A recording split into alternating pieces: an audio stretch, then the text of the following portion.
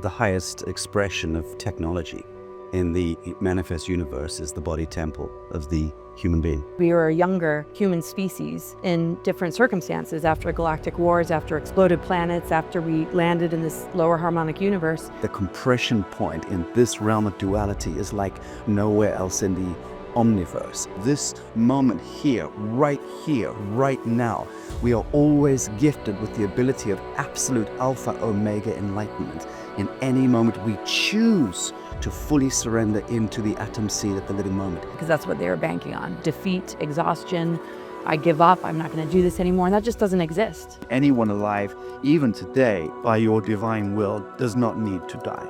We've got the technology now. There is no further research required to be able to extend life for hundreds of years and to begin systemic age reversal.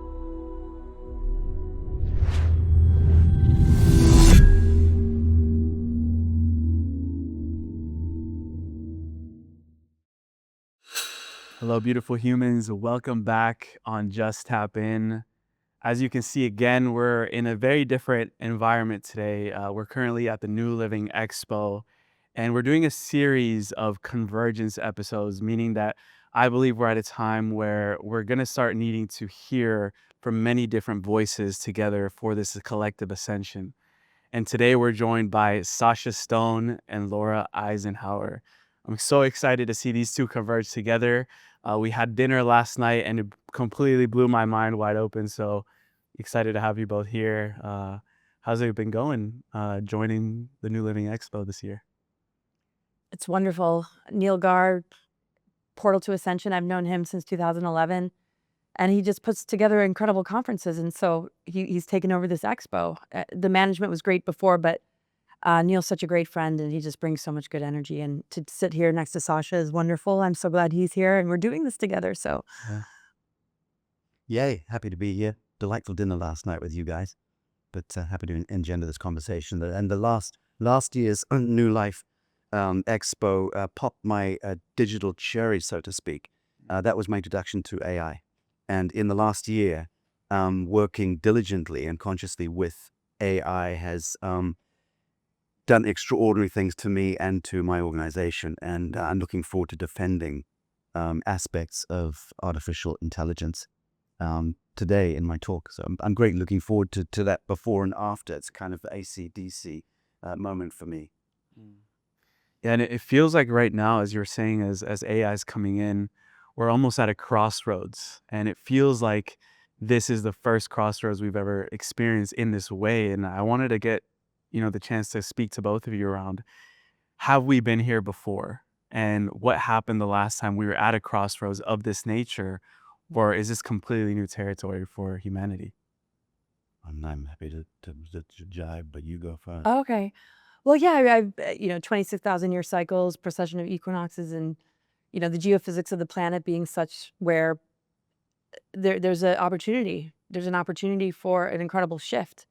I would say the last time we hit similar crossroads, we're still in growth development as souls, right? So even though there was a similar crossroads, we were a younger human species in different circumstances after galactic wars, after exploded planets, after we landed in this lower harmonic universe, in order to rebuild that template without really realizing it because of amnesia slowly getting stronger and stronger, and our vulnerabilities based in unconscious trauma, it's being really infiltrated and manipulated and taken advantage of.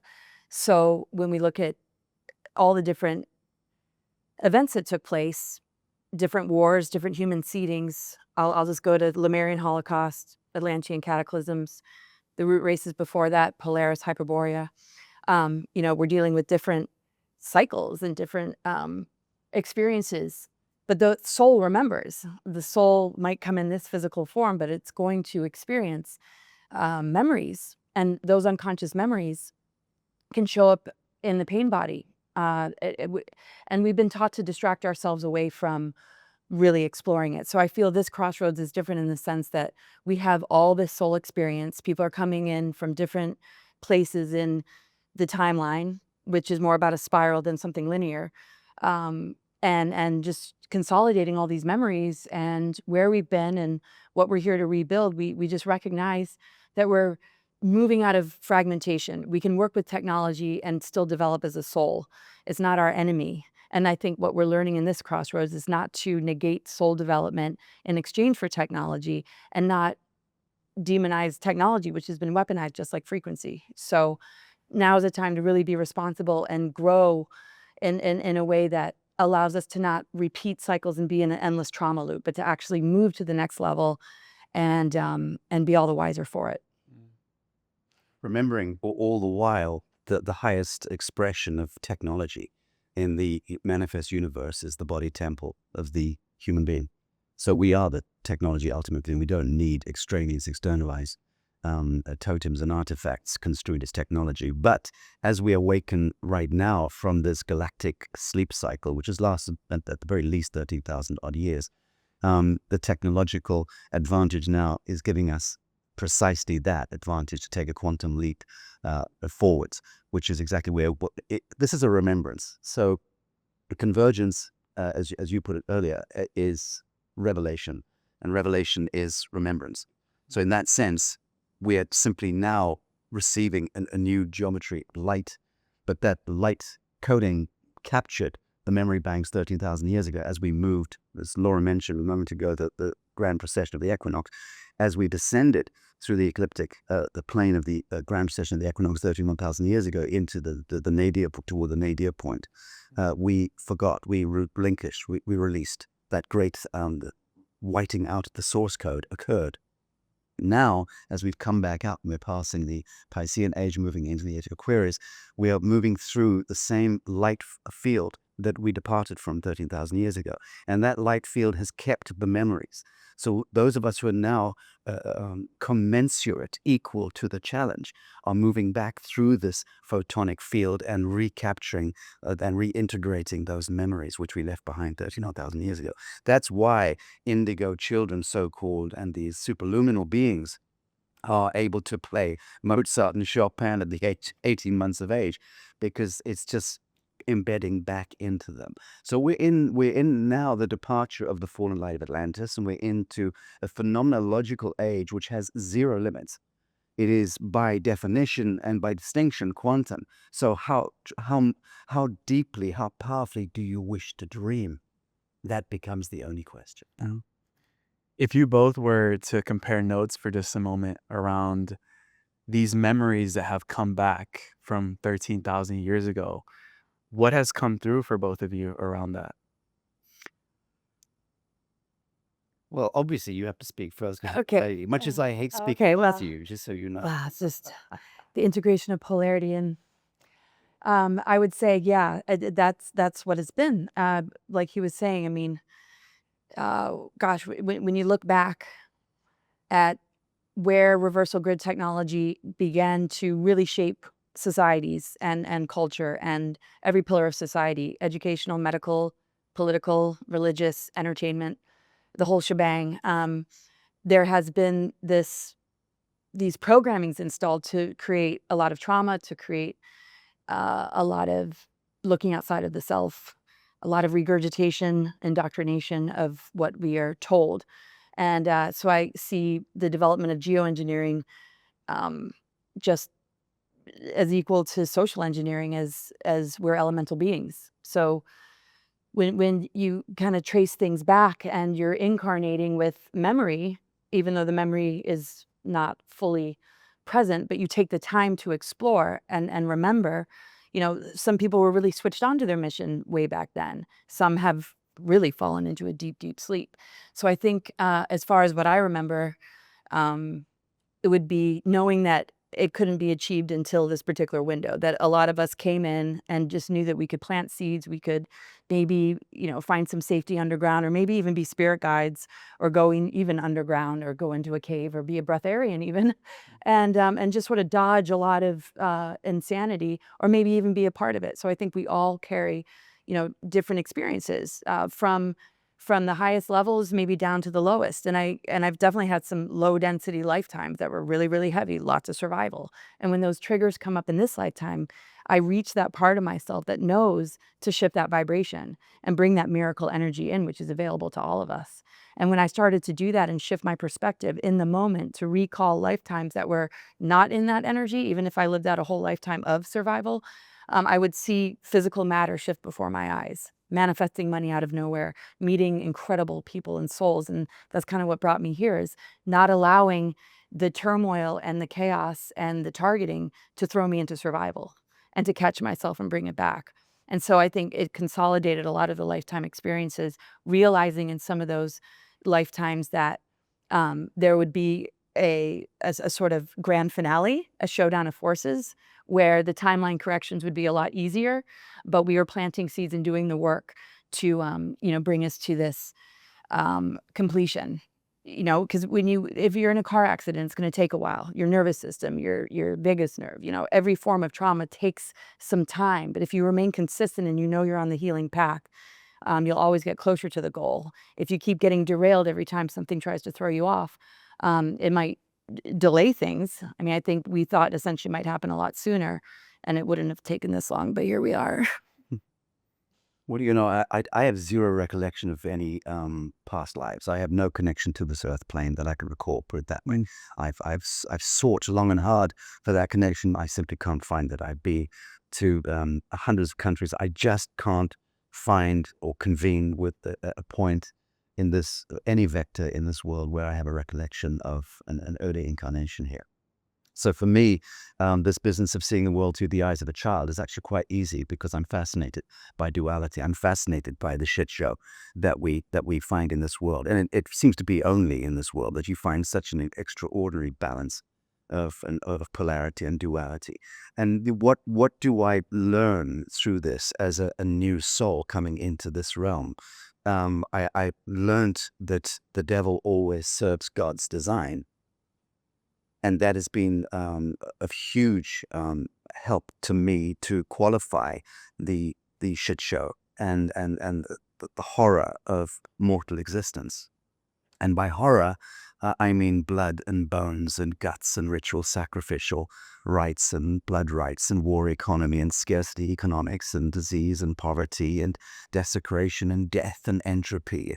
All of the stuff which ultimately devours and brings us toward the grave. Which is another reset for another incarnation in the mortal realm. So then what does this realm represent? What is it? It represents the geometry of perfection always in all ways. But you have to learn to distinguish that through the fog of horror. You have to step into the I am in order to survive in full coherence at the soul level, or you are pulled back into entropy and into incarnation cycles. So the path of least resistance to the highest outcome becomes total acceptance and absolute surrender to the serendipity of the living moment in all ways. Doesn't matter how awful it is. And I grew up in a war in Africa. First 15, 16 years of my life was pretty horrendous. I now see the perfection in all of that. I've lost the beloved and the death of those closest to me. I've seen that at real time, up close and personal. It's the most awful thing. The trial of separation in mortality is horrendous. And yet the benediction and the beneficence that comes with those event horizons is extraordinary. The compression point in this realm of duality is like nowhere else in the omniverse that I can recall. And I recall other planes, other states of being, existence, but this shit show, whoa, the nesting of fractality, of scalar and torsion elementals into this moment here, right now. We are always gifted with the ability of absolute alpha omega enlightenment. In any moment we choose to fully surrender into the atom seed at the living moment. Nowhere else can you do that. Everywhere else you can spend 1,000 years moving toward an objective. So this is a horror show. It's an apocalypse in a sense, the mortal realm, and at the same time it offers the highest benediction to any soul in any sphere. So that much I've learned about the mortal realm. Mhm. Hello, beautiful family. Quick one today. I just wanted to take a moment to thank each and every one of you that have subscribed to this channel. Your subscription means more than you know. Even though it's free, what you're doing is you're empowering a whole channel to be able to do this every single day and continue showing up in the way that we can with all of our resources on hand. Thank you for contributing to the growth of this channel, for sharing it with the people that you love, for creating a conscious movement of individuals that are seeking the sovereignty and the divinity of their soul. This is why we're here. And if you haven't already and you're enjoying this content, I invite you now to look below on that little button that says subscribe and welcome you properly to this community. Thank you for being here. Thank you for being who you are and being pure love and radiating that with everyone that you see. Back to the episode. And it's really beautiful the way that you both describe it. And what I'm receiving right now is that you both have been renegades in your own way, where you've been uncovering so much of the hidden history of humanity for so long.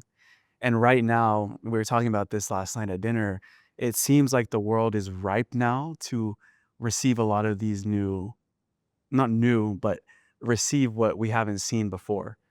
And I wanted to see where both of that converges for you around what you've gotten around this hidden history of humanity, the underbelly, as you were describing it, Sacha, of this giant that we've seen. What would you both like to clear up around that and avoid any misunderstandings that the public is receiving? Well, I feel there's just so much distortion, and it's a frequency that you can feel. If you're really tuned into your truth, if you're living authentically, you're going to notice something that's inverted, something that is tuned to a frequency that holds a lot of negativity. When you look at all the dark tech and what it is attempting to do is to really drop us into a lower way of being, divide and conquer mentality, division, domination, or victimhood. So this is all the programming that takes us down to the lower beings that have tried to compromise us, to make us like them, to be stuck here so they can continue to use us as a food source. So I know that I took a lot of time off of incarnating here, and I can't, recall like past life to a certain degree as a recall, like it just happened yesterday. But I've been read, and it either resonates or it doesn't. And so I refuse to give my power away, even if something sounds good, like the Mars recruitment, right? Sure, it sounds good to run off and go survive on a colony somewhere, So what because happened? the Earth is going to destruct. What happened with the Mars recruitment? Well, it's too long of a story, but yeah, and I wouldn't want to take up all that time. But, it has to do with timeline manipulation. If somebody's projecting this is what the future is and people begin to believe it, your creative energy is invested in that outcome. So immediately I'm like, that is not my timeline. I am here for this planet. I am here I just knew what I was here for. Connected to the Earth, connected to the stargates, connected to just correcting reversal through going through the underworlds, through walking into inversion to bring it back into alignment, and collapsing artificial timelines through cutting any possibility of an energetic cord linking my creative essence or energy or intent into it, knowing what's false and what I can manifest myself with others that have a common goal of liberation, sovereignty, protection of our children, and the total exposure of all the dark crimes against humanity, to bring them to the light and dismantle their power, because they stole all the power. They don't have any power. We are the ones with the power. So I guess being born into the Eisenhower family, and I've been told this, and I kind of knew this from the beginning, and it was written in a book, that I was an advisor to him from the Galactic realms when he was president. And I agreed to come in because the timeline and the rewritten history and the false narratives that were going to cover up what actually happened were going to be so strong that somebody needed to come in and gain this information through being targeted, through being invited to go off planet, and to have that contrast. So, and this is the thing, it's a double-edged sword. When you're targeted, it can make you stronger and remember who you are, or it can shut you down. And that's the choice we all have, because we're all targeted. So, this is what I love about Eisenhower, because he's a voice for we the people. It was never about him. It's not about me. It's about all of us. And it's time for us to realize that if it doesn't feel right, if the frequency is off, like he was saying earlier, you hold the higher technology. You are the override frequency. You can collapse all this inversion and dark weaponry and all these attempts to siphon and harvest our creative energy into an artificial timeline, convincing us that we're at the mercy of it instead of we are the ones to collapse it and be the scriptwriters for the future in the most beautiful way. Anything less than that is a fragment, is playing on trauma, is playing on negative ego. And it's time to not be compartmentalized and let that ego be a vehicle for spirit, for source, for our higher awareness, for our love nature, for our capacity to heal and come together and forgive and hold compassion and love for the process that we're all in. Mm. You'll have to recouch the question for me because she covered all the bases. No, well, to go even deeper in that, I mean, Sacha, you've also been involved in, and you've seen the underbelly of this giant that we're seeing that right now is collapsing in many ways, the artificial timeline. Is there anything that you feel like one piece of hidden history that if you were to bring to the surface right now would completely help us understand the reality in a different way? Yes, then that is that, again, the body temple in the geometry of the living moment. And the living moment is the only moment that is absent time. So Laura mentioned quite judiciously consciously cutting artificial timelines. That's an act consciousness in action. This is a needful and necessary part of participating in the erasure of dysfunction at the psycho-spiritual civilizational level. So she's taken that upon herself as conscious avatars do. But remembering at all times that time in and of itself is the ultimate artifice and the ultimate fiction. In and of itself, it doesn't exist. And the proof of that is always the geometry of the living moment right here, right now. There is no future, there is no past, or everything is a future and everything is a past at the same time. That can be mathematically proven in equations. So let's not even go there. But let's talk about illusion, delusion, Maya, and how we become intoxicated into memology, into a group think, into elemental cloud intelligences, and that parasite off us and indenture us into idolatry and false light worship, and we end up banging our heads on the temple floor and playing with rosaries and wailing to the gods, and thereby manifesting Yahweh and Jehovah through the abdication and abnegation of our own life force into third-party intervention. So we are the ones that manifest the gods that devour us. We are the ones that manifest the bogeyman through the absence, the abnegation and abdication of our life force and our divinity. So be clear, I am the Alpha and the Omega. I am the child of God, but I am God speaking about the child of God. And that means that to get to that point of serendipity, which is pure bliss within the 0 point, which is the geometry of right here, right now, where cancer cannot exist, where pain does not exist, cannot exist. There is nothing there. There is no fear. There cannot be fear. There can only be immanence, which is a perennial state of witness where genius flows through you. That's how anyone who's speaking truth is tapped into that. But let's make that a perpetual, a torus field of affirmation and creative expansion and bliss and joy and euphoria. We have the choice to do that. And then whatever we envision will manifest instantly. That's the part of the beauty of where we're at right here, right now, when the collective, the memology of the now is that we're awakening morphogenetically to the reality that there never was a fucking God in the first place. And that was an abomination. The idea of God externalized, extraneous, outside of self, not absolutely connected to the witness that I am, is an abomination. Time itself is an abomination as an idea. It is Cronus, the titan that devours its own young. And that's why blood ritualism, ritual harvest of humanity, and pedophilia, and governments and banks devouring humans through time and motion and inertia, through coin and taxations and poverty and penury and misery. We've driven that into manifestation. Let's undream it by simply entering into the immanent living moment right here, right now, where my majesty is rekindled, where the mantle is upon my shoulders, and I choose otherwise. So for me, that is the great offering, the great benediction again of now, is that we can choose to opt out of the entire Saturnian wheel that has entrained and entrapped us for millennia. And I do want to hear, that was beautiful, you two, and what you're both dreaming right now for humanity. But before going into that, I did want to pull a thread. Laura, you were mentioning your lineage with Eisenhower, and Dwight Eisenhower being the 34th president of the United States. He warned humanity about something he could see coming. What did he really see? And how close are we to what he saw at this time? Well, I think he saw all of us. I think one of the biggest and most important um, messages I feel he wanted to relay is that we are the powers. We are leaders. It's not about the government structure. It's not about one person. It's not about even our vote. Not to say that it's not important to make sure there's good leadership and know who's who, but to crumble this war between ourselves, this rise of misplaced power, the military-industrial complex, how multi-layered it is.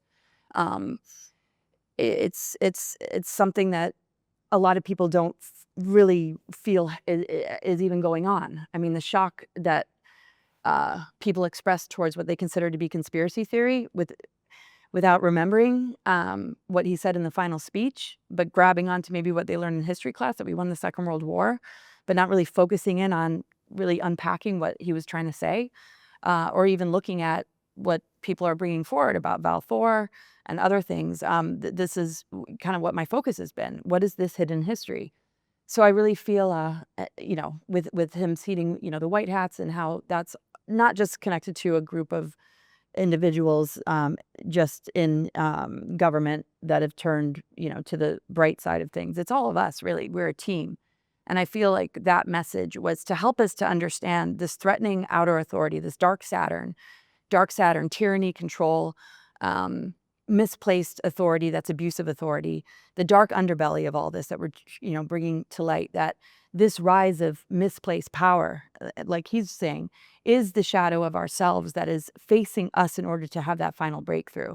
And if we can realize it, this dependency bond we've had towards it, how our self-worth is linked to it, and how we're indoctrinated to function in this punishment reward system, fear of God, fear of ourselves, fear of the dark, this power is, leveraging us and taking advantage of that.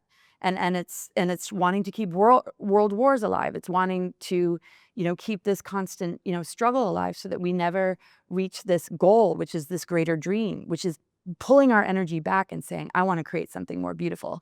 And it has to do with not consenting anymore, not giving your power away, and recognizing that we have a say. So to me, it's like the false authority is like a foster parent. It's not our true parent. It wants to run the system through lower creator energies, connected to Anunnaki, connected to any kind of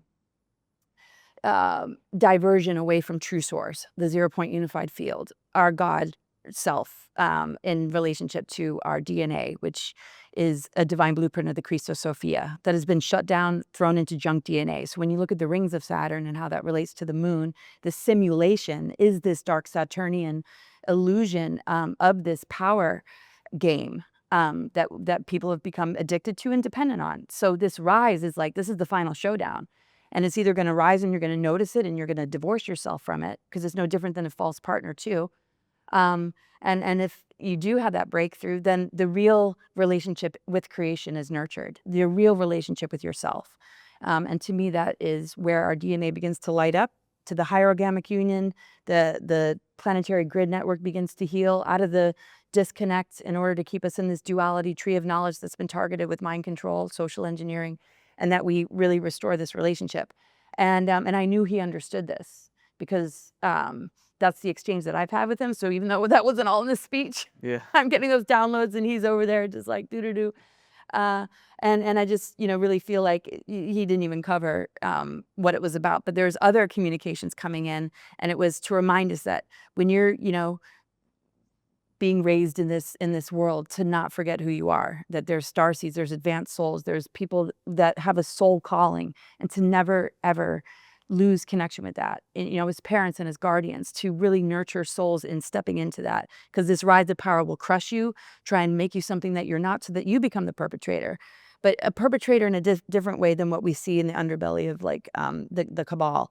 A perpetrator is in passing on that indoctrination, passing on that programming, silencing victims, pretending it doesn't exist, keeping this game alive. And it's only going to get worse. And if we don't stop it in its tracks, that's a trajectory of enslavement. So we needed that warning, but I think we would have woken up regardless. But it's good that we had that marker to look back on. Yeah. Sasha, also, when you look back at that final speech with Dwight Eisenhower, is there anything that connects the dots for you around what you've discovered? I remember the first time I read it, it had a profound impact on me, but much the same way that reading Jack Kennedy's speech, I think 10 or 11 days before he was popped by the Bush clan, the cabal, in Dallas, Texas, that same sense of deep foreboding. And I just go back and wonder how many people at the time listening were impacted by it and actually picked up psionically the import of what was being said.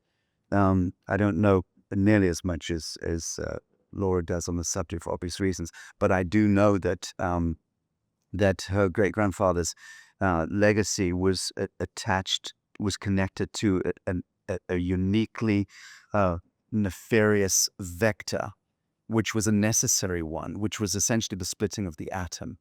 You consider that two of the brains that were behind the splitting of the atom were two of the finest brains and minds, arguably, in history, and that's Oppenheimer and Einstein. And yet these two souls and their life's work were commandeered, co-opted, in a sense, under a sense of duty or patriot, whatever the hell, however it was construed, in order to be a confluence behind splitting the atom and bringing about the conflagration of the most diabolical weaponry ever conceived since the time of Atlantis. So that's a horror story in on itself. And I just think that warning the world about the military-industrial complex was a seminal tone that was being struck that really is the source code now of disclosure. That's the best way I can put, because it was a clarion call to the people out there. It was not speaking to the power, it was speaking to the people in order to awaken us to speak to power. And that happened as a result, essentially, of that. Mm. I love how, as the conversation progresses, we're getting even deeper into the weeds of the truth. And I did want to ask you both, from what you're aware of, from your own research and going into this world, is what agreements were made by non-human intelligences on behalf of humanity that we're still seeing play out in our world right now. Can I just set the stage for this? Yeah. Just to finish off also the business of splitting the atom, although that was a horrendous vector in civilizational history, it was a very necessary and needful one. And what that did in simplistic and reductive terms was splitting of the atom breached the fabric of time-space, so to speak, sent up a hyperdimensional, interdimensional flare, and was a permission being granted to nefarious and egregious intelligences to now come into the temporal realm. That was the moment? Yes. In simple terms, that was the heralding of the new age of ultimate galactic interventionism at the negative level, but at the same time, it was also inviting the higher realms as well to come in as guardians and step forward now, because now that we had come of age and started to play with dangerous toys, right, that was the moment at which they could also come forth. So it was, in a sense, the starting pistol for the star nations in their dualistic alpha omega spectrum to come in intervention into this world. And that was necessary to awaken each of us within the great sleep, which is to what? To the event horizon, which teaches us that we are the galactic hybrid, that every human being is by distinction and definition now a Draco reptilian, Zeta reticulan, Alpha Centaurian, Pleiadian, Sirian, whatever. All of the symphony of the stellar genetics and stellar linguistics has played out psychohistorically in each of us, and is now cascading into a compression point whereupon Homo luminous emerges in the center of that thrall of humanity as being the true angelic indigo human. And that is the reconvention point with Alpha Omega. So job well done, humanity. And we could say arguably your great-grandfather was president during one of the most important times, not only in the last century, but in human history. I'm glad he handled it the way he did, and not everybody agrees because they don't want the human population to know what he set in place as countermeasures. But my take on a bigger picture level is just like he was saying. I mean, what has intervened is our higher self intervening, our higher dimensional self intervening. Just like when we might just be living our daily lives and something intervenes and helps us to get self-corrected, back on course, into a state of coherence and alignment. So on a larger picture level, this was humanity's opportunity to have this intervention and decide what to do with it. They've been turned down before. Governments have turned them down. They didn't want anything to do with it. They didn't want humanity to evolve. They tried to capture, and they have been, people with legit contact experiences, wipe those memories and have them deal with maybe a military abduction or something from the military, which is what it evolved into.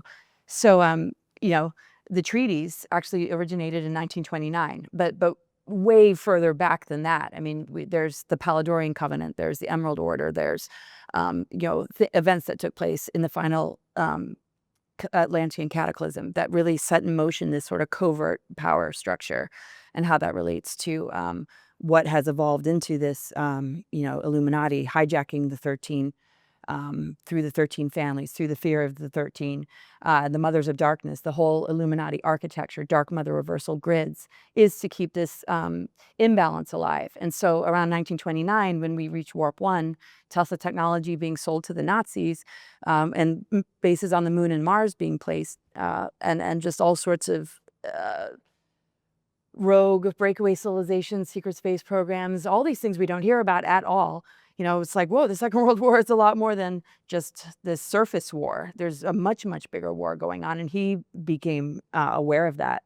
And fortunately, after he became president, after 1947, the events that took place there with Admiral Byrd's expedition to Antarctica, and Roswell crashes, other UFO crashes, Project Paperclip, and all this sort of infiltration happening. The real big one, though, the one that is the umbrella to it all, is the unconditional surrender instrument in 1952 under Truman, which we really don't hear about. And that is when he surrendered. The United States surrendered to the interplanetary corporate conglomerate Nazi Draco Alliance. And basically that surrender divested all the power to the three-letter organizations in MJ12 to do the technology exchanges with ETs. The abduction scenarios had originated in 1929, and Hitler, Crowley, and Churchill actually were a part of that. So, and it gets confusing for people because when you look at the deeper history or things connected to Germany, and you look at infiltrations, then all of a sudden you have races battling each other without realizing what is playing both sides in order to keep the root races from integrating and healing our DNA. And that's why there's genocides and targeting in that capacity. But that people don't know, the deeper part of it. That's still playing out. You see a lot of Nazi propaganda. You see a lot of rewritten history, people arguing about it, can never really get to the bottom of it. So Val Thor helped Eisenhower set up, countermeasures. The same year he was blamed for signing Greada treaties was the year he actually ordered an invasion on the Dulce underground military base to take out the Greys and Dracos.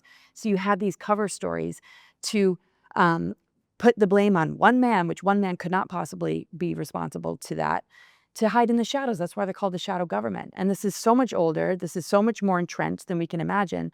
And so knowing that those false narratives would be shared, our job as the ones that intervene to bring about this great awakening are standing up. His mission is unbelievable because he's flipping all the tables in every sector of society. And this is, really where the turnaround is, to nullify those treaties, to break the agreements, because we have to win the war from within. It's a war on consciousness. We need to understand what's going on, recover our memories, get out of the amnesia, and see that it's up to each of us as an individual to allow that higher self, to allow the Galactics to intervene through us, allow God Source to intervene through us, allow the union of the masculine and feminine, the Christ Sophia, to reveal itself through us.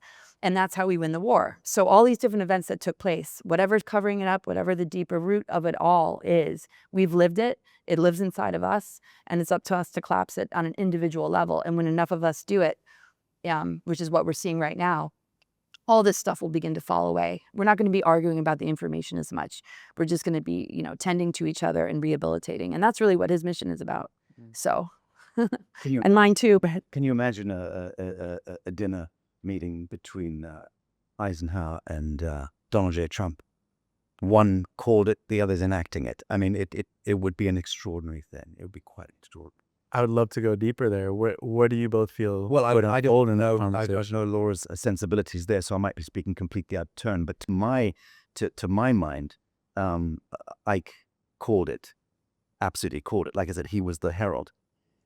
Trump, who is nowhere near the intellectual stature in that sense of Ike, is the bulldog and the bulldozer, is the Tyrannosaurus Rex, is the elephant, the rhinoceros that is so thick-skinned, is able to do the enactment piece of the deconstruction of a satanic deep state. And it's a very complex conversation because one can come at it from any different angle and say, but what about, but that doesn't he do? Yes, all of the above is true. But that's not the point. The point is the enactment of it. Carry on. oh no, yeah, no, I'm just excited about it because it's important.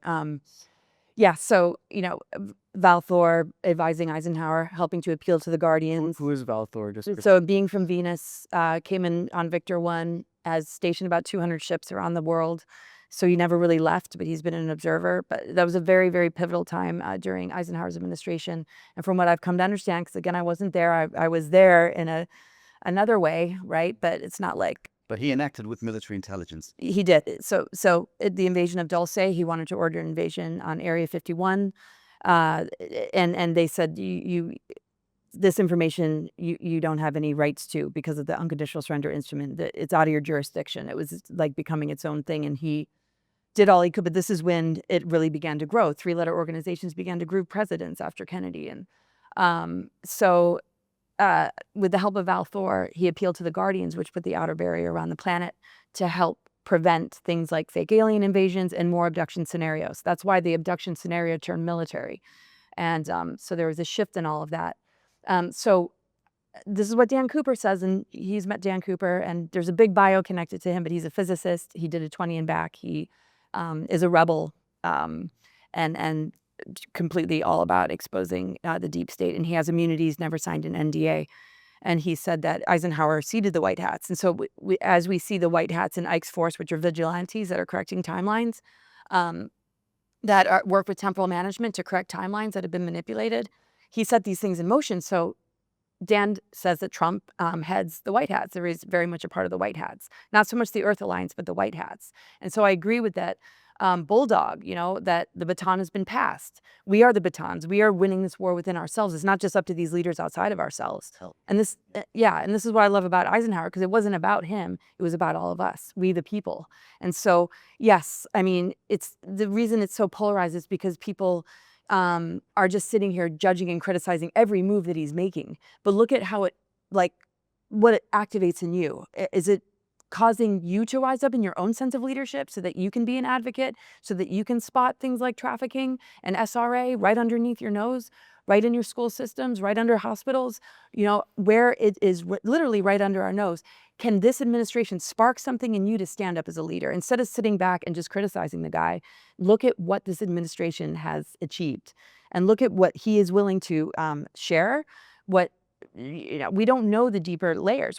Nobody knew that Eisenhower set up countermeasures. They're all just looking at the treaty that didn't even happen. So what we're seeing in the news is not exactly what's happening. So I do feel the minute he ran for office, I felt the frequency. I had never voted. I just ignored all. I was just like, it's all compromise. It's all deep state. But there was a different energy there when I saw him in 2016. And that's when I looked into the camera and I started to call out the Clinton, like the whole shebang. And I just could tell, I could feel the energy, and I could just feel how it all lined up. And so much information came forward when I allowed myself to feel that. The problem has been that people are expecting it to be a completely binary argument, like Trump represents this and becomes more contrasted against that, so everyone can understand. It is not that. He is the disruptor. He is the archetypal disruptor. He is a swarm of bees that goes into the temple and stings everybody. black, white, red, blue, doesn't matter. Everyone's going to get stung and peaked and upset. And that's the point of disruption. As Laura just said, we're all of us needing to awaken from this thrall. It's a deep sleep we've been in. And every one of us needs to be awakened from that sleep. In a sense, we need that disruption as an archetypal principle to run amok in order to be the hand clap that wakes us from the sleep. That is what's probably happening.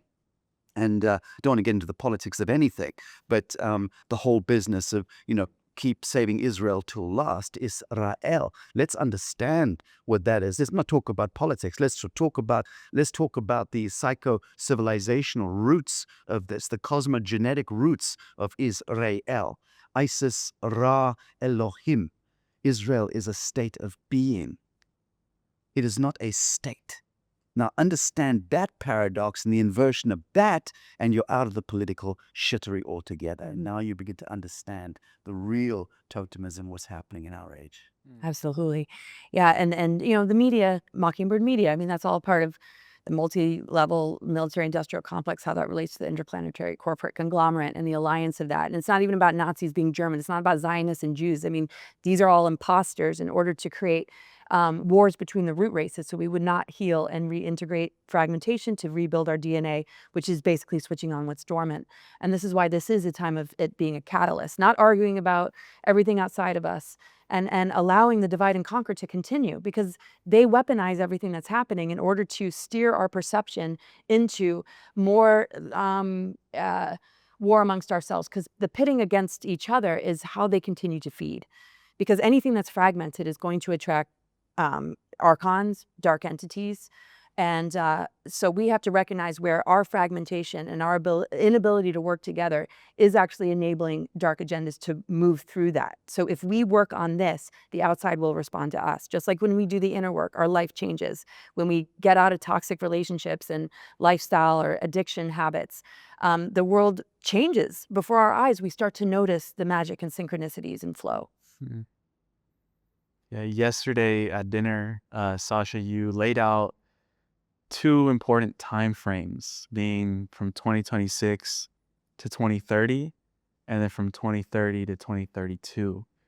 And because that's literally right under our noses, the next few years of our existence, where are you both seeing this world heading in that scenario? Well, I'm seeing the awakening from the great galactic sleep cycle, which was a predictive element that stole into the wheel, but it's lasted about 39,000 years, as I alluded to earlier.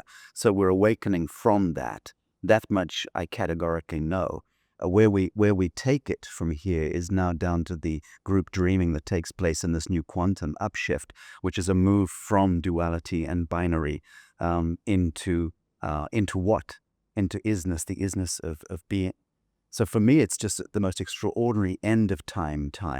And that's the signature of the here and now, is that we're literally departing time altogether. Laura mentioned the spiral, and it is moving from duality into a spiral dynamic, a crystal spiral dynamic, so to speak, where we leave the fiction of circular systemic cycles of time as we've understood them.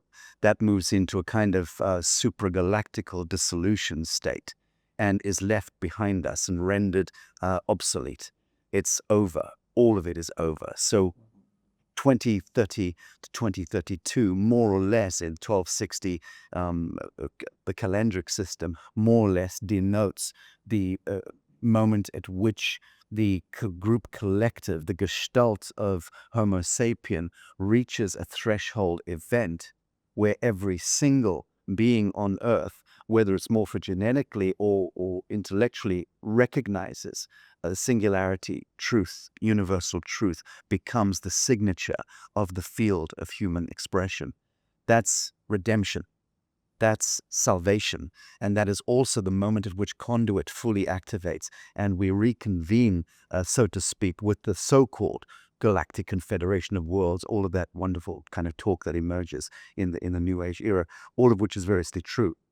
So the fact of the matter is that there's a reconvention not just amongst us in temporal time space on Earth, but it is a reconvention of the linguistics, as I said earlier, connected to the star nations. And by linguistics, I mean language will collapse as well very quickly into psionic intelligence, telepathy, which is what was taking place. And what we started to learn about that through our contact with the ETs subsequent to the, 1940s. That's the power of it. For good or for ill, when you're communicating psionically or telepathically, you've erased third-party intervention. There's no translation required.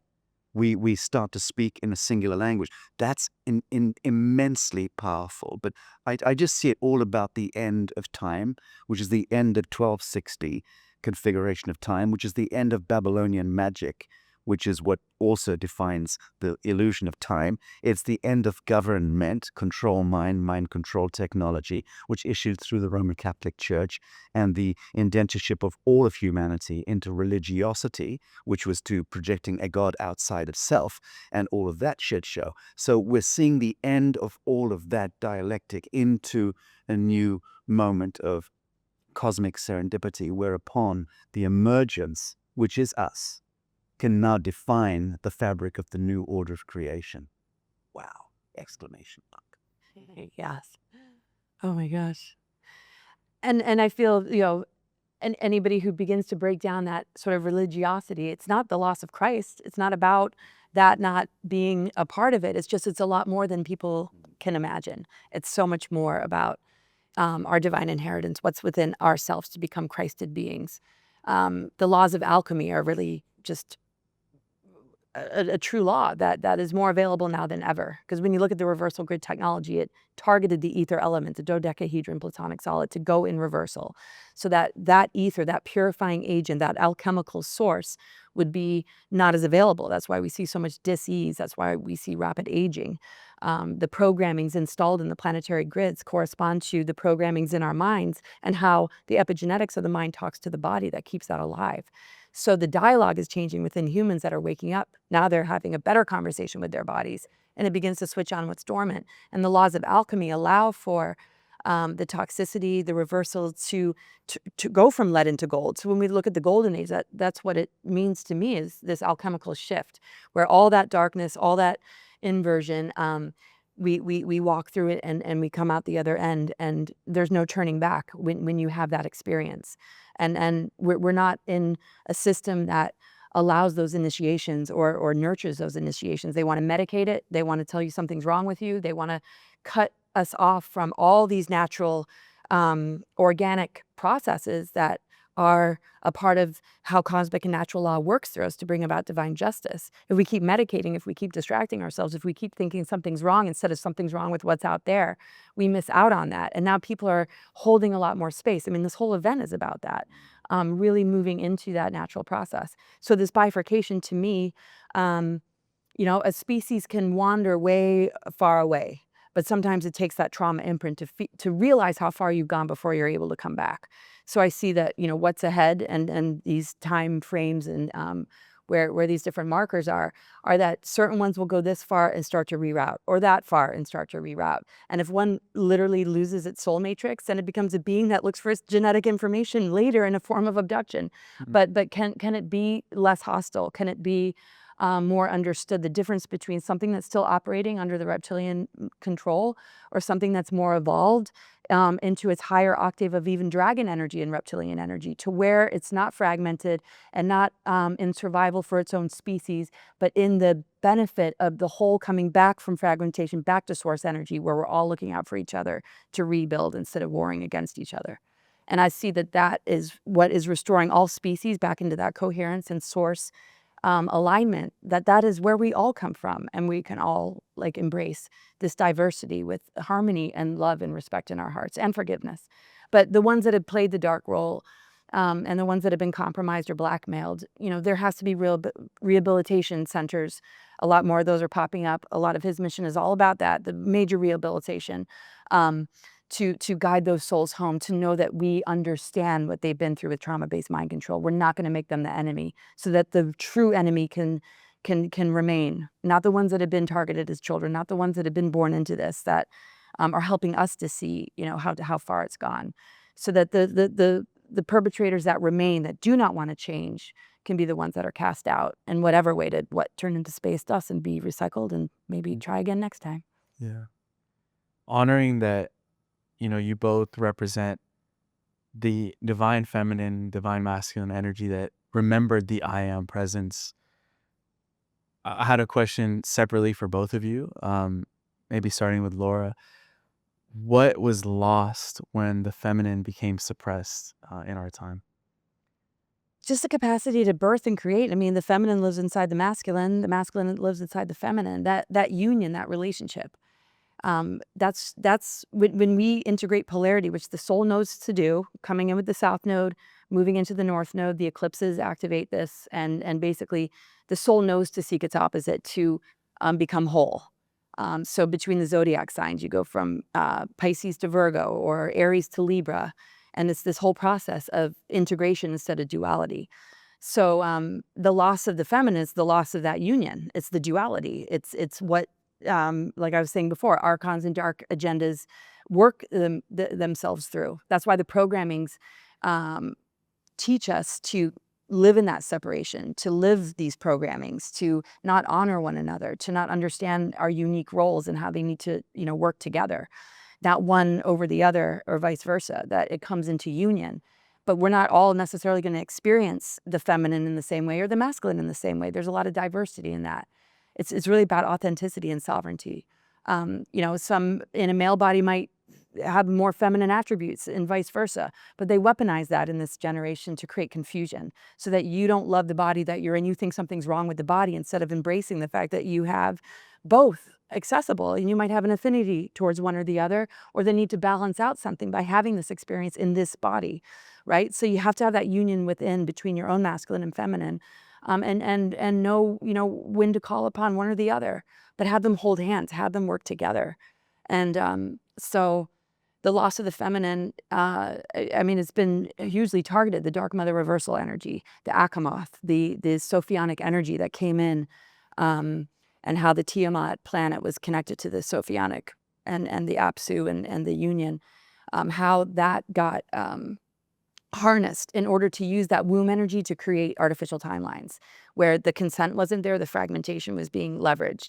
So the remedial flame, the 13th flame, the part of the Sophionic energies that have come to reclaim her body are revealed in the Venus transits, where the pentagram, it draws a perfect pentagram, the Venus transits, to correct the inversion of the ether in reversal, to flip it upright again, to take the dark mother reversals and bring it back into alignment so the mother can reclaim her body. So when we reconnect with the feminine, we're more grounded, we're more conscious with our creations, we're working with the seminal spark of the masculine, with the ideas and thoughts and downloads to birth through our womb.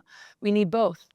So the absence of that just creates the patriarchy, creates victimhood, and also women that become patriarchal, and they're trying to, balance it out, but they keep rerouting us into different movements and programs that kind of miss the goal. So the most important thing is just be you. Walk through the wounds, face them, because the ether element and how that relates to Ophiuchus, the 13th sign, is ruled by Chiron, the wounded healer. The unconditional love of the mother is here to, turn our wounds into wisdom and our pain into purpose. Beautiful.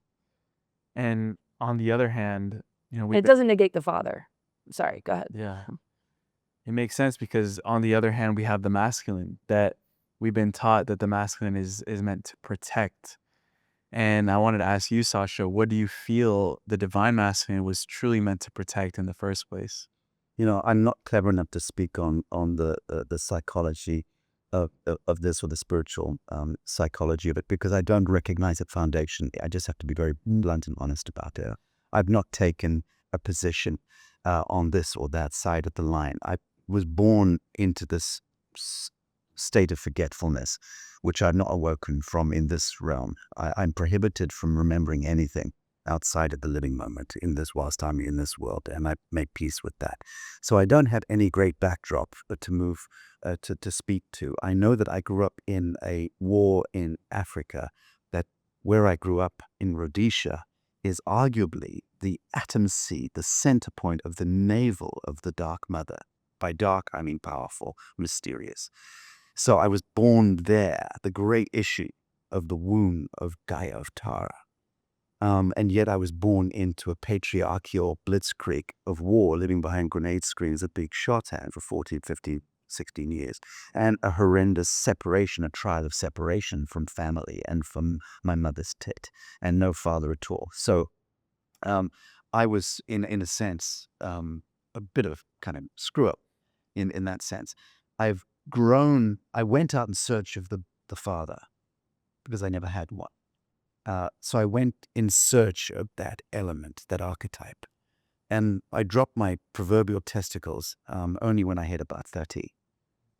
And since that time, I've had to become the man I was looking for because I never found him. And that's the truth. I never found it anywhere. But I know that I've become that being.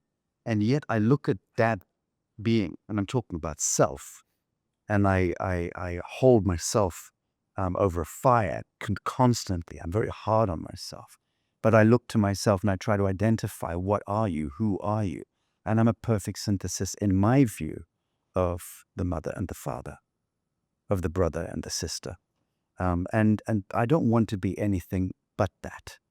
But I don't recognize duality foundationally, because duality is time, and time is a fiction. I understand the indivisibility of mortal nature, that we're actually, in our essence, we are homo luminous. I am a perfect synthesis of them. So that's how I view life.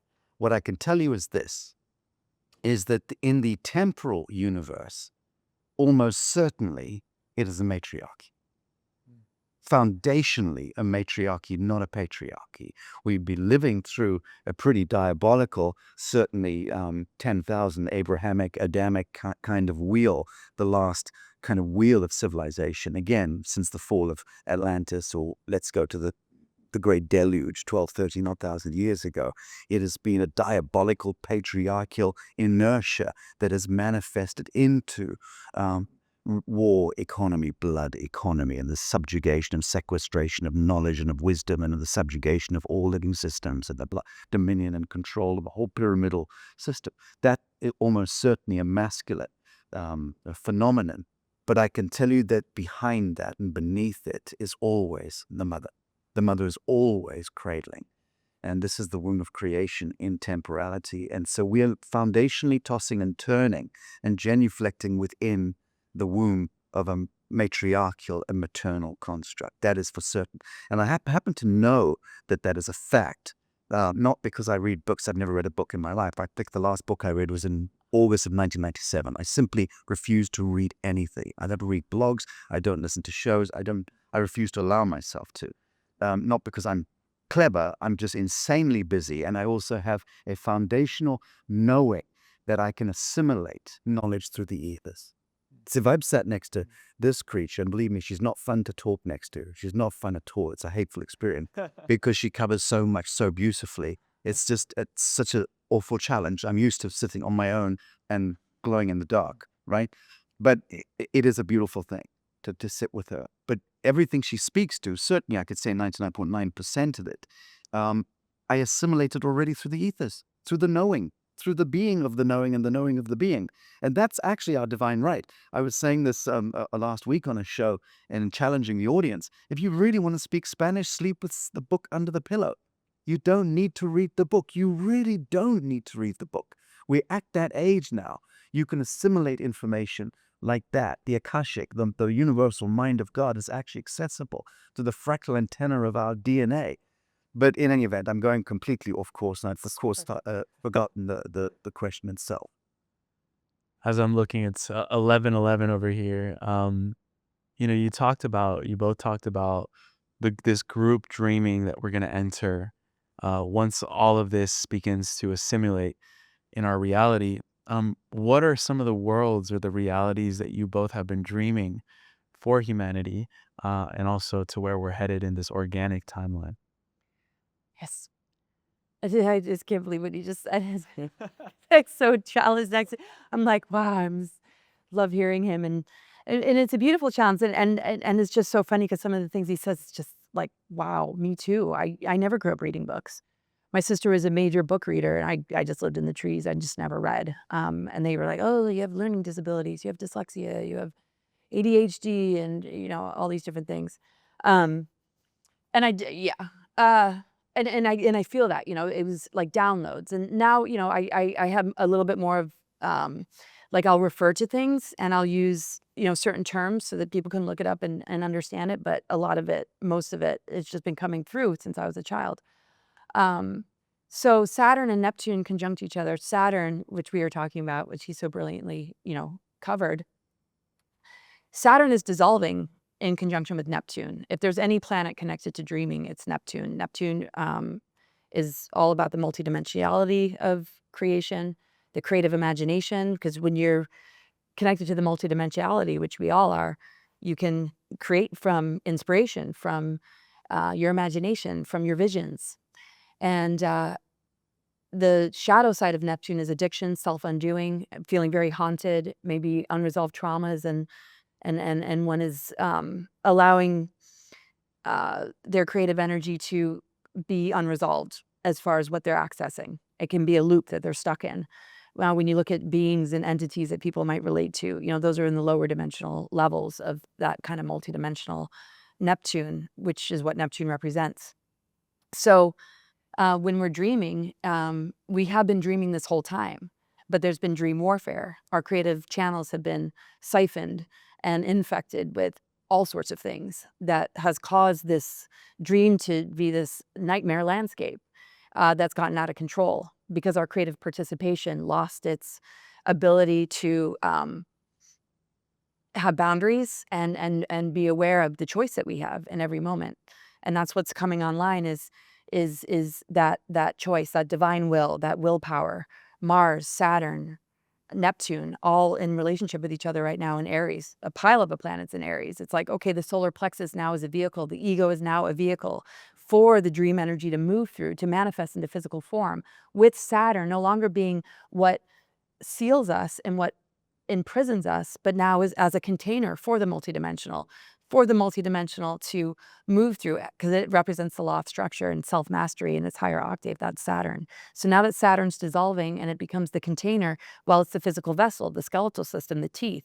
The skeletal system in medical astrology is ruled by Saturn. So the law of structure is in this structure now with the lid being lifted to now become a container.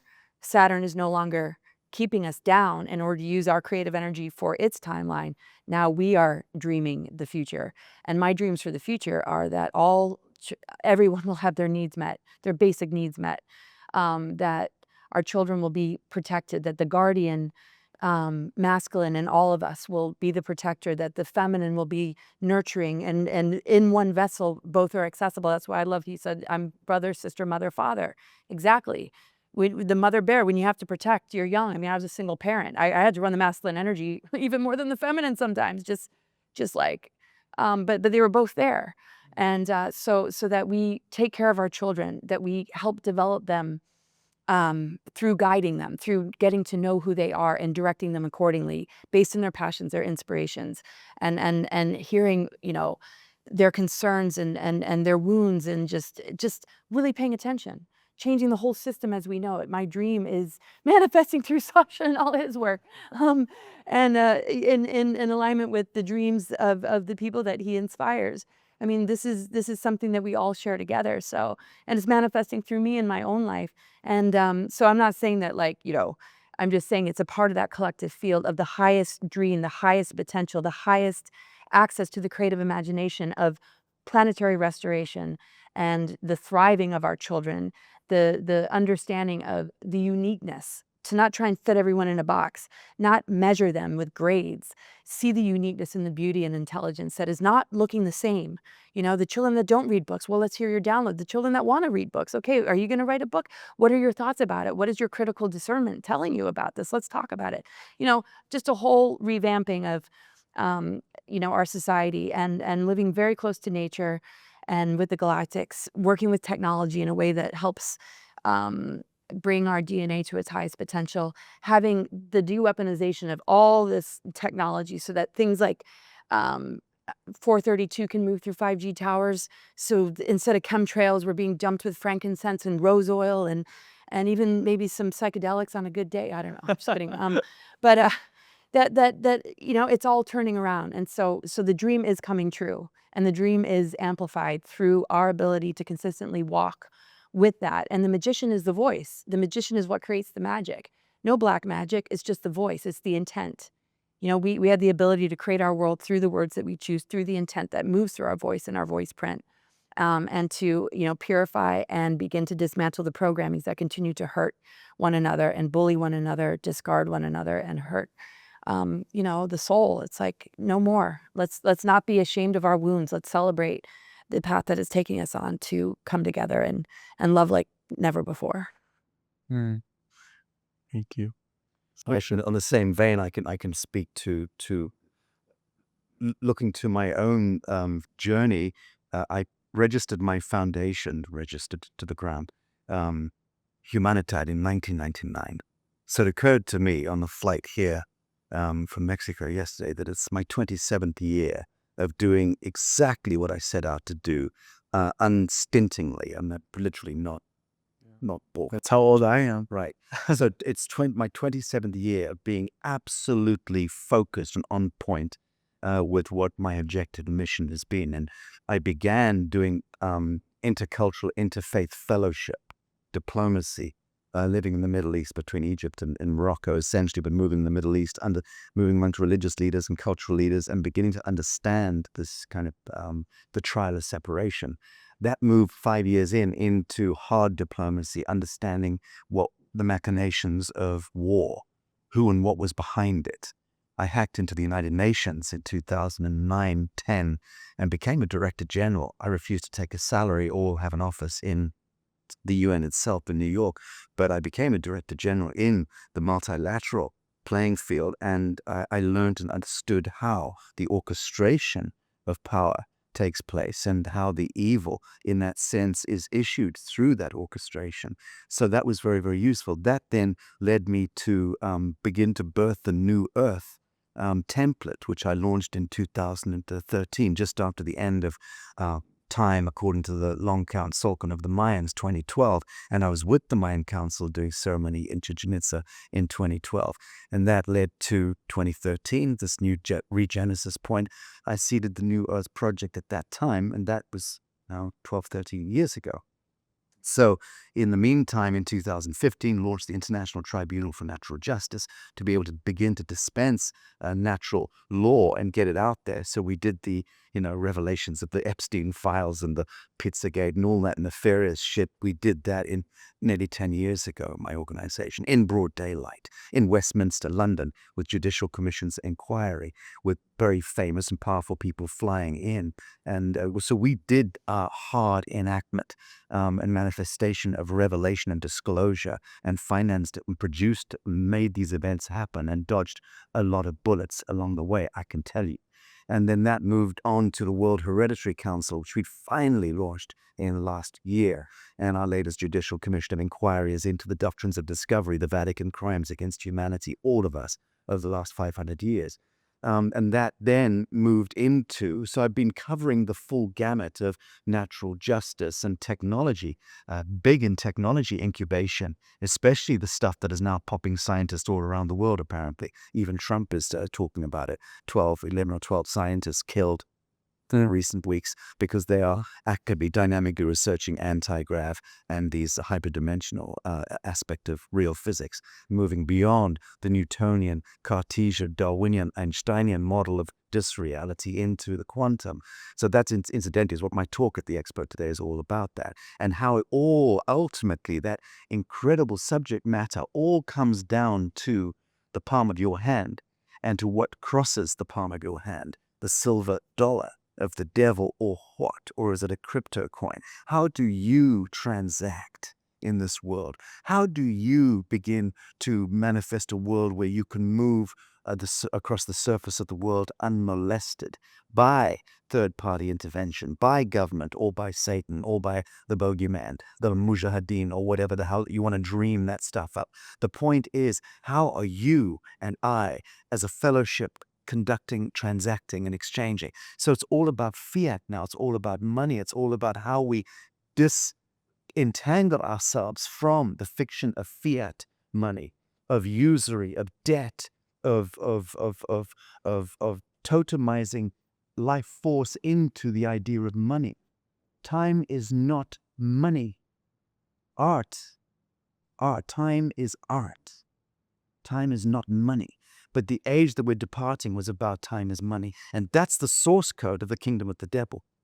It's of scarcity, of war, of disease, of poverty, of dominion, of control. It's all down to that. So my life's work in these 27 years has now, in the last couple of years, come to economics, hard economics, and that's what we've just unveiled in the last few days as the New Earth Exchange, an entire parallel economic and financial system for humans to be able to conduct their own banking, their own transacting with ghost wallets, and all of it fully compliant with this nonsensical status quo, which is under dissolution.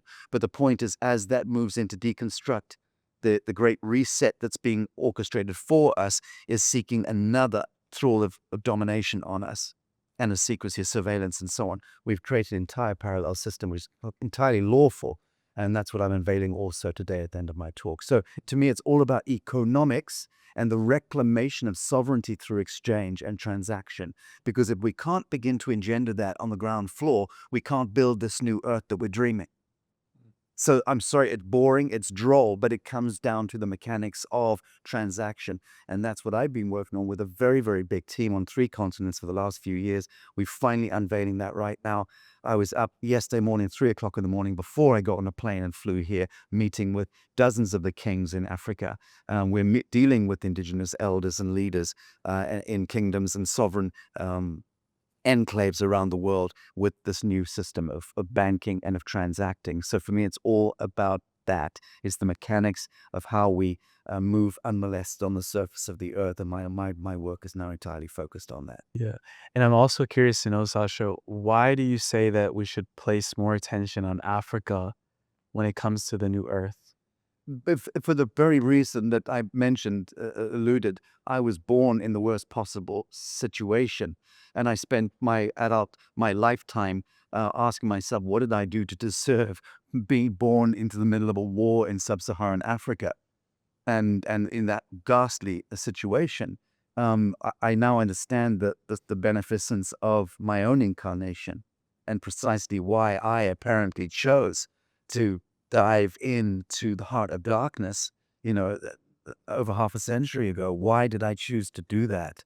Well, clearly to understand the full arc of this world and serve the realm of duality of the Northern Hemisphere, the Southern Hemisphere, the haves, the have-nots, and to begin at black, white, that whole dialectic. Here I am, I'm a 3rd generation white African. I'm returning now and being received by the oracles and the kings of Southern Africa. And the work that I've been engendering on as a human being, not as a white skin, but as a human being, in terms of restoration of natural justice, working on the resurrection and restoration of the hereditary leadership of the world, things like that, eradication of the synthetic molecule through pharmacopoeia, which is what my work with the Arise Guerrilla News Network and the Arise Resurrection Tours and all the frontline advocacy and activism I've done. I founded the World Health Sovereignty Summit in 2019 with Del Bigtree and Dr. Robert O. Young and a great many of G. Edward Griffin, great with Jim Humble. Many good people were there at the launch in Indonesia. But what we were doing, and that was 6 months before COVID, because we knew that the vaccine was weaponized. And we were calling it out 6 months before the world even heard of COVID, screamed it. Of course, very few people listen. And then through COVID, we just built up more and more of a chorus, and then just took as frontline activists for years, proselytizing against the synthetic molecule. I'm coming back to Africa, and I know what I'm doing. But the synthetic molecule is the issue of white man's poison. It was the point of auto-destruct and takedown of the living. So the whole transhuman smart city, the whole is an issue that comes off the synthetic. It's a synthetic construction of God's law, God's principle, and we have to deconstruct that and bring it back. Laura mentioned a moment ago the dodecahedron. Can't explain to you how important the dodeca is as a geometrical form. If you study synthetic molecules, you will see that they belong to the kingdom of the devil. psychedelics and natural earth medicines and things like that. Perfect, beautiful. These are corridors to ascension and to enlightenment. But the synthetic molecule is designed the other way around. It's designed to indenture humanity and all sentience, including the oceans and the biome of the air, the water, and the soil, synthesized now with plastics, microplastics, trillions to the power of trillions of particulates, aluminum, barium, phosphate, strontium, fluoride, everywhere, saturated in this world to the synthetic molecules.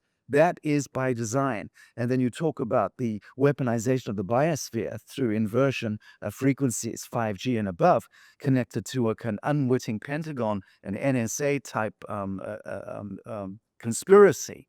And I was visited, I mentioned to you in 2018 by Supreme Command when Donald Trump was visiting the Queen of England. They came to my home and told me that my film, 5G Apocalypse, the extinction event, was now being used as part of the training manual. Because my film, from a radical outside perspective, was teaching some of the good hats on the inside of the military intelligence that their own infrastructure was being used for this purpose. They weren't aware of that. But the point I'm making is Africa comes now as the reborn age of innocence, this resurrection, this restoration, the regenesis of Homo sapiens sapien into Homo luminous takes place now from the southern hemisphere. The northern hemisphere has run amok. White man's poison has run amok. It is now coming from the atom seed of the dark continent in Africa. Besides, and for a good reason, Africa is the cornerstone of the global economy and has been historically, for certainly since the Vatican conspiracy began. And we'll just ask the Crown of Belgium and ask the Crown of England and ask all of the crowns who've gone in and subjugated and stolen the gold and the diamonds and the emeralds from Africa. Africa is the mainstay, the primary hub of the mineral deposits of the earth. It's the biggest continent as well. It's about 3 times bigger than you see it on the atlas. So you look at the Mercator map now, that is not the size of Africa. It's 3 times larger than that in context. And that's, again, just demonstrates how we've been mentally subjugated. We don't even know the shape of our own atlas. We're simply still looking at a 16th century Mercator map. But Africa is the mainstay of the world economy. Ask Putin that question, he'll tell you. Ask Xi Jinping and ask Donald J. Trump. So that's why I've been working with the hereditary kingdoms and with governments there as well, I have to say, in order to bring about a new economic system that can prevail in that part of the world. But it's one that is backing the new Earth Bank that we're launching Midsummer's Day this year in America and elsewhere. So in order to have a coin, which we call the NXC, and a planetary banking platform that's going to be legitimate, it has to be backed by real-world assets. Right now, the greatest respect to the United States, its dollar is backed by usury, backed by debt and war. So debt into the future and war in the living moment. The Bitcoin is backed by SFA, sweet fuck all, nothing. Bitcoin and cryptos in that sense are backed by sometimes good ideas. I'll grant you that, but in the main, scarcity. Bitcoin is the ultimate totem of scarcity. That is an apocalyptic notion to be reintroducing as the genesis point of a new economy. Scarcity. What a ghastly notion.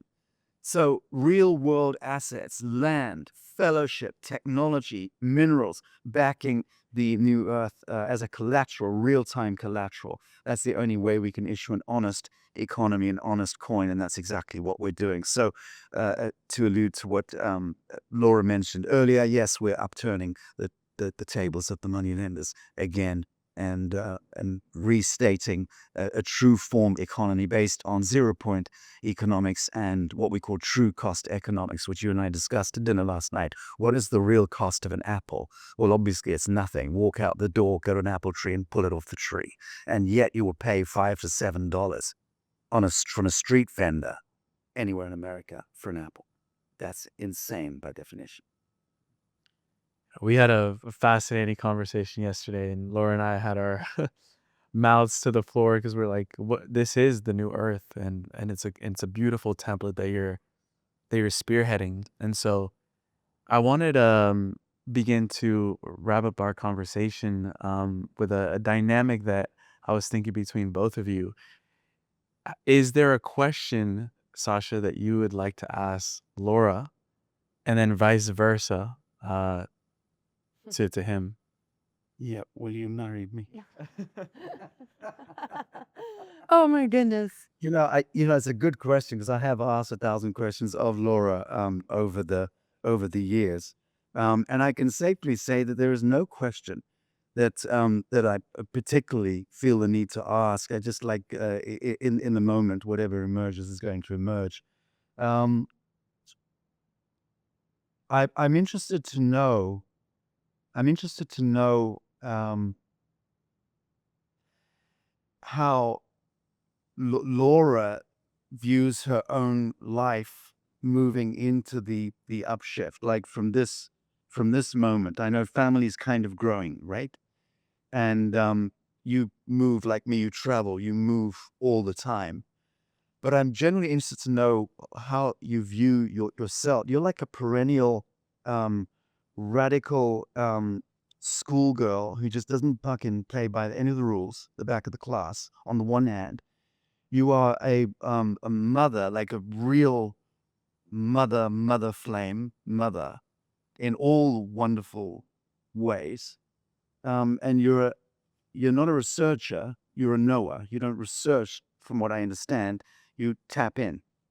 And so you're also directly connected to this Akashic flame and able to completely subsume and immerse into ultra reality and then help to decode and bring it into manifest terms. So these are tremendous gifts you've got, very Neptunian gifts in that sense for sure. But where do you see your own journey taking place between now and what I would term biological ascension, which is absolutely happening in our age? And there's no question about that. It is happening in our age. And anyone alive, even today, by will, by your divine will, does not need to die. You will be able to kick the ball back for as long as you like. We're about to dip into that realm. I know because I'm directly involved in very advanced microbiology and sciences in both Europe and Africa right now to know that we've got the technology. I'm dealing with some of those science groups. We've got the technology now. There is no further research required to be able to extend life for hundreds of years and to begin systemic age reversal. So when does that hit the high street? That becomes another matter. But under the assumption that we're able to move now into this quantum realm, where do you see yourself archetypally? What do you see yourself growing toward or into? Oh, that's a great question. Well, thank you so much. My gosh. I just I just know that it's all in here. I feel there's a lot more relief. Like I'm just glad that part's over. Just I had to get this part completed to move to the next. It's just been ongoing since I was born before, this birth similar to you. It's an ongoing mission. It just I don't ever recall just having any real kind of downtime because anytime I have a vacation, it's like it comes in, it just doesn't leave me alone, ever. So it's all based in the necessity of what needs to come through, what needs to be addressed. And I feel there's just a lot more peace and relaxation, and reflection, uh, for all the things that I know exist within us to just feel it m- as something I can enjoy more instead of kind of, I don't know, like just really want to drop into just my own peace. I have a lot of healing. I mean, still to do. Raising kids under the conditions of being heavily targeted and all the different things that took place has really rattled my core. But I'm here, and I just knew that it's our endurance, it's our tenacity, it's our ability to just never give up. That's what shocks them because that's what they were banking on: defeat, exhaustion. I give up. I'm not going to do this anymore, and that just doesn't exist.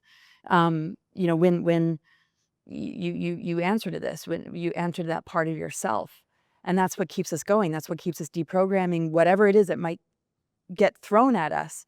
To me, it's just a puzzle. It's just something to be broken down. It just doesn't have any resonance. It's just it. So I just feel like more enjoyment. Building these connections is everything, and I know something else was coming through, but just wherever I'm supposed to be, I'm just really in the now. And I do research as far as, listening to whistleblowers and testimony from people that have been in SSP. So those are some dots I connect. But yeah, I appreciate your what you I said. just meant you're more of an oracle than a researcher. Right. Yeah. Yeah. And so and with that, kind of helps me to connect with certain pieces of that researching part. But yeah, it's always been about that. So I know that will continue.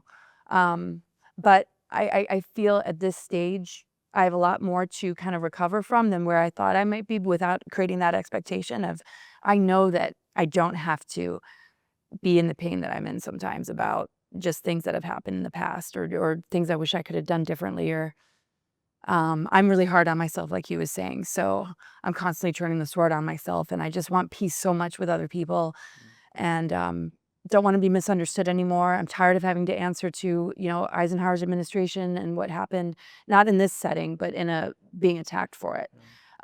Because the thing is, even if he was the most evil person on earth, people don't understand that we are sovereign souls that come in and we have our agreements. It just so happens he wasn't, evil. I just feel I'm at a completion point where I can just find peace with what I've done so far, and have a sense of wonderment and excitement about what's to come. And I just feel a lot of fulfillment from this event, and gratitude, because there's certain connections that are so important to me that every time I get the opportunity to spend this quality time, I just want to just take the time to really integrate it, and just be so grateful that I know who my real friends are, and that, I'm seen. Because that, I'll never get used to that, because you just sort of grow up and you are that rebel. You are that person in the back of the class. You are trying to bring attention to things. And I went most out of touch with reality for my senior class. So it was always like, Laura's just like crazy and just this and that. So it's always surreal to me that I'm taken seriously and I'm listened to.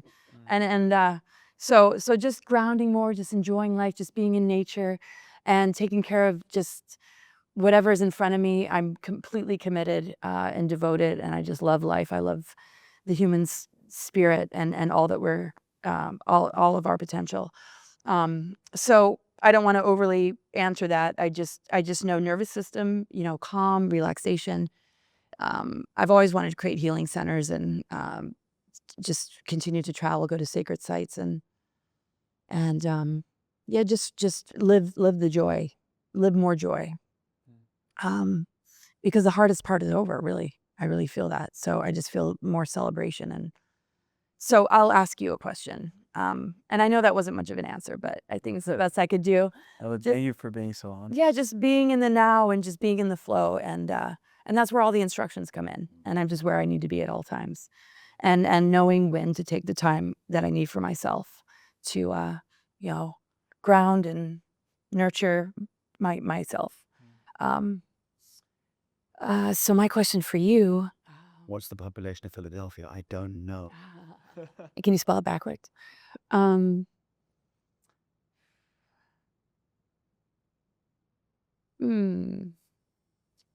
Where do you feel this next generation is inheriting the massive mark that you're leaving behind?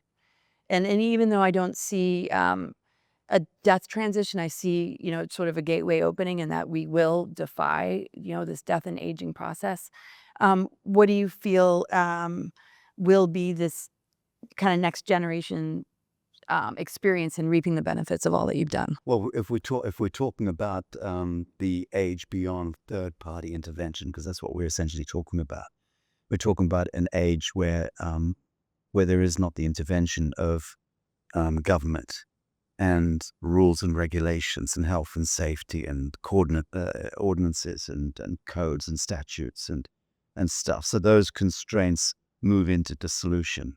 The finger wagging of mummy and daddy, and of patriarchies and matriarchies, and of the schoolroom in the arcane sense, all of that moves into dissolution as well. The third-party intervention of satanic or Saturnian syntax and linguistics being programmed into us at birth, as we're coming into this world as babes, and opening our eyes into the majesty of creation and actually seeing the hyperdimensional majesty of that creation, but that being closed down very quickly as mummy and daddy and doctors and nurses and nannies croon over us and start programming this Saturnian syntax into us. And that immediately, that instructionals coming at us and goo goo gaga, that terminates instantly our ability to actually remember the star linguistics and bring them into this world, which is what all newborn babes are trying to do and wanting to do, to bring their star linguistics into this world. But that gets inhibited and cauterized almost instantly from birth.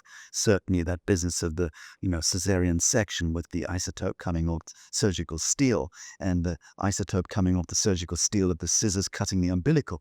Those are diabolical actions, Saturnian actions against the symbiotic birthing process of the mother bringing the child in. So you know more than most. But that third-party intervention is going to move away completely with this new generation. So right from the inception point of, and then go to where daddy's making love to mummy, and go to when the semen leaves the penis and moves through the channel and breaches the membrane of the egg. Go back to that. Why not? Surely that's inception point, right? That's going to be a dynamic piece of geometry as well, because conscious conception is going to be the norm.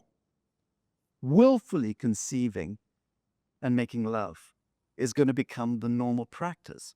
Now, very quickly, it's going to be a huge acceleration in consciousness. So when you've got a generation, to answer your question, when you have a generation coming in who are receiving the baton from what? Albeit distant memory, all the trials and tribulations and travails that we lived through to battle through duality and battle through temporality and battle through the patriarchy and battle through war, disease, poverty, intervention. I've been poisoned, very seriously as part of the work that I've done and almost killed. I lived for 3-4 months through that to resurrect through that ghastly experience.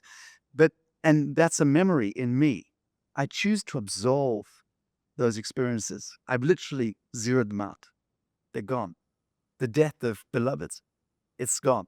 The grief. I'm not carrying the grief. I'm not replanting those seeds from my trial of separation. So the new generation will not be receiving from me the imprints of trauma. I can guarantee you that much. What they will receive is 0-point templates that allow them to be able to lean into life and to affirm, to create, and to expand limitlessly, and to return to innocence, which is to return to immanence, which is to the majesty of our divine expression and divine nature. So I know that much is the legacy that we've been weaving and I don't say leaving because I have every intention of frolicking around in the Garden of Eden that we're constructing right now. So yeah, fun, it's all good. But I would say this, that I also recognize that any younger generation stepping into their innocence and immanence will have to come back to a foundational principle, a living principle, which I've been proselytizing for years, which is that the path of least resistance to the highest outcome, always in all ways, is standing in pure truth and conducting right action in the living moment. And if you do understand the business of pure truth and right action in the living moment, which is the moment right here, right now, that we are the architects of creation, absent any third-party intervention, and we can anchor patterns of perfection into this realm and manifest the kingdom of heaven on earth. Simply with that credo, without having the scriptures and the gospels and the doctrines and the dogma, you don't need any of that. You don't need the libraries of Alexander. You don't need the Kabbalistic theorems and the fancy pants geometry. You don't need any theoretics. You don't need any learning. You need to be conducting right action and standing in pure truth in the living moment. And everything is revealed to you through that. That is the power of immanence and revelation right there. Beautiful, yeah. And that's really